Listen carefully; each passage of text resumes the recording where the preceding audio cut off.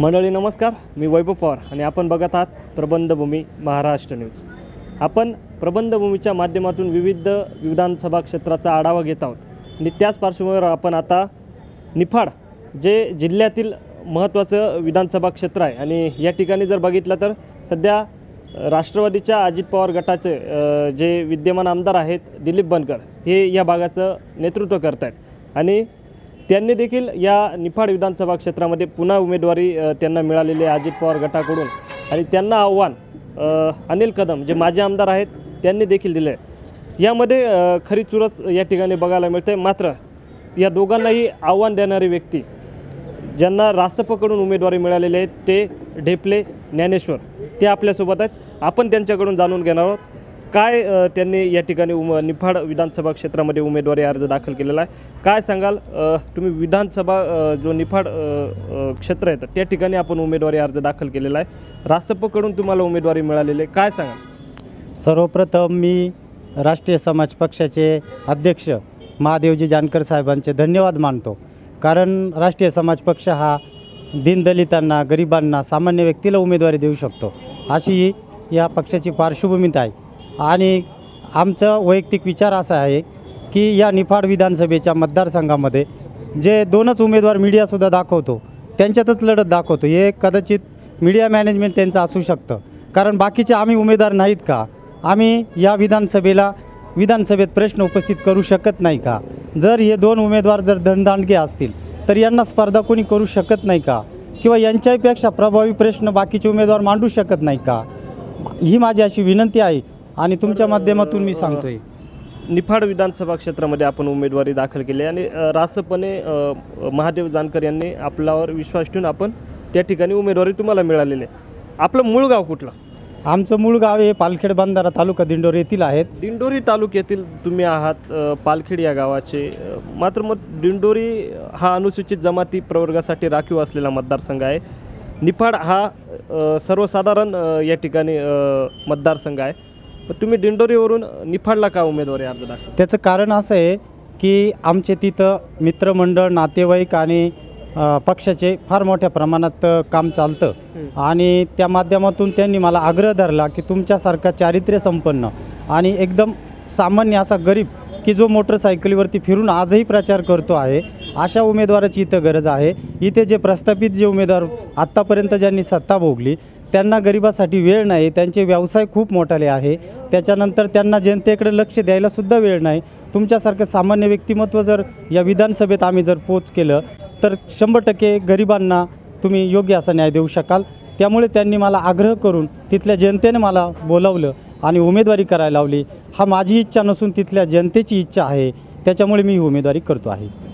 या ठिकाणी ज्ञानेश्वर ढेपले जे आहेत दिंडोरीचे आहेत, त्यांनी जिल्ह्यातीलच निफाड या विधानसभा क्षेत्रामध्ये उमेदवारी अर्ज दाखल केला आहे आणि ही माझी इच्छा नसून ही जनतेची इच्छा आहे असं त्यांनी म्हटलं आहे। खरं तर काय सांगाल, निफाडमध्ये तुम्ही उमेदवारी अर्ज दाखल केला आहे, काय विजन आहे तुमचं त्या ठिकाणी? निफाड हा अतिशय प्रगत असा तालुका आहे, परंतु प्रगत तालुका जरी म्हणतो पण गरिबांचे प्रश्न आहे, सामान्य मतदारांचे खूप प्रश्न आहे। त्यांना आमदार साहेब किंवा जे आजी आणि माजी आमदार आहे यांचा कोणताही रिस्पॉन्स नसतो किंवा मतदारसंघामध्ये त्यांना ताटकळत उभं राहावं लागतं त्यांच्या भेटीला।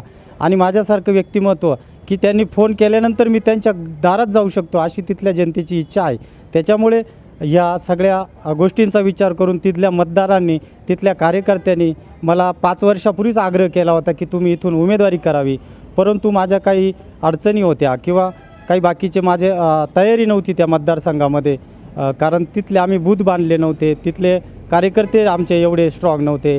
तर आम्ही 5 वर्षामध्ये प्रत्येक गावामध्ये, प्रत्येक परिसरामधले प्रश्न जाणून घेतले 5 वर्षामध्ये आणि त्याच्यानंतर त्याच्यावर सखोल असा अभ्यास केला आणि मग त्यानंतर माझी उमेदवारी तिथं करण्याचं आमचं कार्यकर्त्यांचं ठरलं। निफाड हा विधानसभा क्षेत्र, निफाड शहर मोठं आहे, ग्रामीण भाग आहे, पिंपळगाव बसवंत मोठी बाजारपेठ असलेलं, कांद्याची बाजारपेठ असलेलं मोठं शहर आहे। ओझर म्हटल्याप्रमाणे प्रस्थापित जे उमेदवार आहेत जसे की विद्यमान आमदार दिलीप बनकर आहेत, माजी आमदार अनिल कदम आहेत, यांच्यामध्ये ही मुख्यतः लढत बघायला मिळते। मोठं शहर निफाड आहे, त्या निफाड विधानसभा क्षेत्रामध्ये पिंपळगाव बसवंत जे मोठी कांद्याची बाजारपेठ म्हणून ओळखलं जाणारं शहर आहे, ओझर शहर आहे, ग्रामीण भाग मोठा प्रचंड आहे. कशा पद्धतीने प्रचाराचं नियोजन केलं? आमच्या प्रचाराचं नियोजन हे 5 वर्षापासून चालू होतं. त्या पद्धतीनं सर्व कार्यकर्ते आज घरोघरी जाऊन मोटरसायकलीवरती जाऊन स्वतःचा डब्बा घेऊन जातात. कुठलंही पेट्रोल वगैरे आमच्याकडे मागत नाही, कारण उमेदवार हा सामान्य आहे आणि सामान्य माणसांनी स्वप्न बघायचंच नाही का, असा सुद्धा मतदारांच्या मनात विषय चालू होता. इथं जर तुम्ही लढत पाहिली तर हे प्रस्थापित विरुद्ध विस्थापित, आम्ही विस्थापित आहे, आम्हाला बी काही मतदारांचे प्रश्न मांडायला आम्हाला अधिकार नाहीत का? त्याच्यामुळे यासाठी सगळ्या कार्यकर्त्यांनी मला आग्रह केला की तुमच्यासारखं चारित्र्य संपन्न, आजही माझ्याकडे मी उमेदवारी अर्ज भरताना माझ्याकडे मोटरसायकलसुद्धा नाही. माझ्या याच्यामध्ये सर्व माहिती आहे. तुम्हाला शंका वाटली तर ऑनलाईन तुम्ही चेक करू शकता. माझ्या नावावरती कोणत्याही प्रकारची मोठी गाडी नाहीत, तरी पण मी जनतेसाठी आत्तापर्यंत खूप मोठं काम केलेलं आहे. आणि माझं विजन आहे की या मतदारसंघामध्ये जोपर्यंत गरिबाचा आमदार होत नाही, सामान्य माणूस आमदार होत नाही, तोपर्यंत सामान्यांचे प्रश्न विधानसभेत उचलू शकत नाही. जे प्रस्थापित म्हणता, मीडियासुद्धा तेच दाखवते, दोघांमध्येच ही लढत दाखवते. परंतु मी तुमच्या माध्यमातून तुम्हाला खरोखर धन्यवाद देतो की तुम्ही कमीत कमी आमच्या उमेदवारीचा विचार केला आणि आमच्यापर्यंत पोहोचले, आमची बाईट घेतली. परंतु यापुढे मी बाकीच्या चॅनललासुद्धा विनंती करतो की त्यांनी आमच्यापर्यंत का येते नाही, मग ते काही पाकिटं घेऊन बातम्या दाखवता का, हा सुद्धा मतदारांनी विचार करावा. आणि तुमचे धन्यवाद व्यक्त करतो मी. बरं, तुमचं शिक्षण काय झालं आहे? माझं शिक्षण हे मी शिक्षक होतो. माझं D.Ed शिक्षण झालेलं आहे, BA झालेलं आहे, राज्यशास्त्र विषयात झालेलं आहे. त्याच्यानंतर मी मागे राजकारणामध्ये मोठमोठ्या पदांवरती सुद्धा काम केलेलं आहे. कुठल्या पक्षात काम केलं? मी याच्या अगोदर वंचित बहुजन आघाडीत पण काम केलेलं आहे. त्याच्यानंतर आता मी राष्ट्रीय समाज पक्षाकडून मला महादेवजी जानकर यांनी उमेदवारी दिलेली आहे.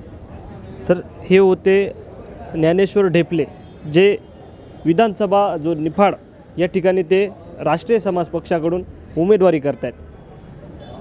ते मूळचे दिंडोरीचे आहेत, मात्र दिंडोरी तालुका सोडून ते इतर जो विधानसभा क्षेत्र आहे निफाड या ठिकाणी त्यांनी उमेदवारी केलेलं आहे. त्या ठिकाणी त्यांचा दांडगा जनसंपर्क आहे, सामान्य व्यक्तिमत्व आहे आणि सामान्य व्यक्तिमत्व विधानसभेपर्यंत पोहोचून सामान्यांच्या जे समस्या असतील ते सोडवू शकतो असं आश्वासन, असं त्यांनी अपेक्षा, त्यांचं विजन मतदारसंघातील लोकांच्या, सर्वसामान्य जनतेच्या समस्या सुटल्या पाहिजे हे आहे. आणि त्यांची आपण एक महत्त्वाचा प्रश्न, तुमची निशाणी काय आहे? आमची निशाणी शिट्टी आहे. 5 नंबर अनुक्रम नंबर 5 आहे आणि निशाणी ही शिट्टी आहेत. उमेदवारी माझी नसून ही जनतेची इच्छा आहे. जनतेच्या आग्रहाखातर मी माझी उमेदवारी निफाड या विधानसभा क्षेत्रामध्ये करत आहे आणि तेथील लोकांच्या ज्या सर्वसामान्य जनतेच्या ज्या समस्या आहेत त्या सोडवण्याचा मी प्रामाणिकपणे विधानसभेत जाऊन प्रयत्न करणार आहे, असं मत या ठिकाणी रासपचे उमेदवार ज्ञानेश्वर ढेपले यांनी व्यक्त केलं आहे. प्रबंधभूमी महाराष्ट्र न्यूजसाठी वैभव पवार, निफाड.